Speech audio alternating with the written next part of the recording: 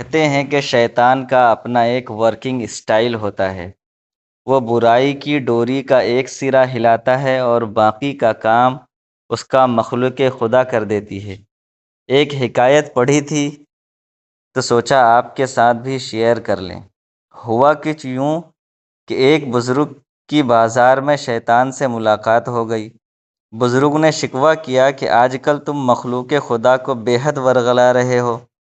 شیطان بولا، جناب میں تو بس ایسے ہی بدنام ہو گیا ہوں، ورنہ میں تو پہلے ہی بہت گنہگار ہوں، اس لیے کم سے کم گناہ پر اکتفا کرتا ہوں۔ بزرگ نے حیرانی سے پوچھا، پھر یہ جو شیطانی دھندے تیز تر ہو گئے ہیں یہ کس نے پھیلائے ہیں؟ شیطان نے کہا کہ حضرت میں آپ کو مثال سے سمجھاتا ہوں۔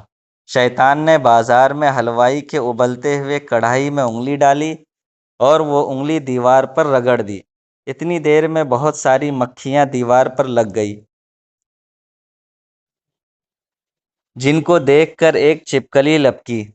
چھپکلی کو دیکھ کر حلوائی کی بلی نے چھپکلی پر جمپ کیا، نشانہ خطا کر گیا اور بلی ابلتے ہوئے کڑھائی میں جا گری۔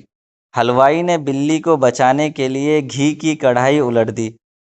بلی تو نہ بچ سکی، البتہ نیچے بیٹھا کتا ضرور مر گیا، جس پر ابلتا ہوا گھی گرا تھا۔ کتے کے مالک نے جب یہ دیکھا تو اس نے تلوار نکال کر حلوائی کا کام تمام کر دیا۔ حلوائی کی موت پر سب دکاندار اکٹھے ہو گئے اور انہوں نے اس کتے کے مالک کو مار ڈالا۔ وہ کتے کا مالک ایک فوجی تھا اور اس کے فوج شہر کے باہر پڑاؤ لگائے بیٹھی تھی۔ ان تک جب اپنے فوجی کی ہلاکت کی خبر پہنچی تو وہ طیش میں آ گئے اور انہوں نے سارے شہر کو تہس نہس کر دیا۔ تب شیطان نے بزرگ سے کہا، بابا جی اب بتائیے، اب میرا کتنا جرم تھا ان واقعات میں؟ تو بزرگ صاحب بیچارے خاموشی سے اپنی راہ لیے۔ معزز سامعین،